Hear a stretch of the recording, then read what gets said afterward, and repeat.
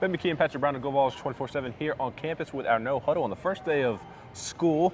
Camp about to take a day's worth break. Tennessee has been back in action the last 3 days. Unfortunately, we have not seen any of practice, but we did just get done speaking to Josh Heupel, and the big storyline coming out of speaking to Josh Heupel today is that Cam Seldon, apparently a full participant, and has been cleared for contact, which is good news if Josh Heupel is.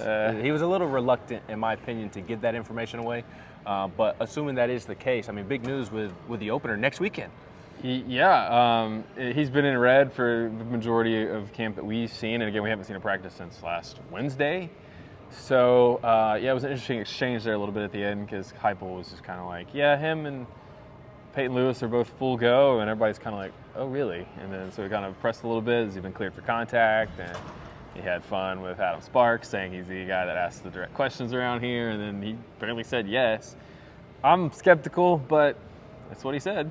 That is what he said. I just think he said it reluctantly. We'll see if that continues to be the case. But I do think the running back room as a whole is in a really good spot. You do have some inexperience there, but Josh Heupel talked about Dylan Sampson being in a good spot, and then obviously Deshaun Bishop has been one of the big storylines, I think, from this fall camp that Josh Heupel said has been was because they're getting into more of a game week situation as they build up to next week's opener, but a camp that was really physical. Yeah, it'll be interesting to see how they handle the running back position in the opener, because you're going to want to get Dylan Sampson some work because he hasn't gotten any contact this month with the knee issue.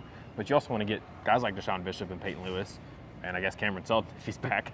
You want to get those young guys more reps because they're young and they need more reps. I mean, Bishop and Lewis haven't even played in a game, so that would be a great chance to get those guys some experience before you go play NC State. But you also need to get Dylan some work too. But I think that's a position where Tennessee probably feels better than you may have thought back in March when Cam Seldon went down, and it was like, where's the depth? Who's going to be this? Who's going to be that? Should they get a transfer? Seems like they feel pretty good about that in the position a couple weeks out from the season. Yeah, there were two other positions that he talked about in terms of competition and position battles, and that was left guard and the star position. Star position, very reluctant to give much away. It was kind of status quo of what he's been saying all month long, but that is Christian Harrison and Boo Carter, and those two guys are going to play a lot. But left guard I thought was more noteworthy because he talked about how Andre Carrick has missed some time, but he's out there.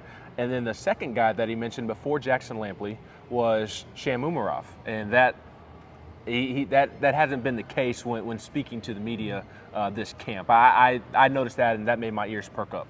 Yeah, he said there's no depth chart out yet. We posted one this morning, so go check that out. Go check that out. And we had Carrick as the starting left guard, and I think Lampley is probably the next guy in line. But that is a good to hear that Umarov is at least getting mentioned as a factor by the head coach and pushing for a starting job. Right, because they need they need a couple of those young guys, maybe an Umarov, maybe a Larry Johnson at tackle to sort of round out the 2 deep, be the fill out that top 10, because you might need them. I mean, that's a position where it's easy to get rolled up on, hurt an ankle, miss a couple games, get a stinger, miss a couple, have to sit out the rest of the game.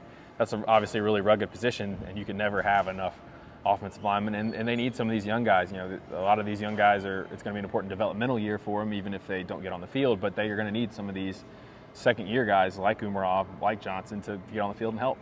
Yeah, putting a bow on camp and as they transition into more of a regular game week style of preparation, Josh Heupel was asked what he has learned about his team, and he talked about that he likes the way that this team competes each and every day, and that's usually what he says about his football team, but still good to hear nonetheless.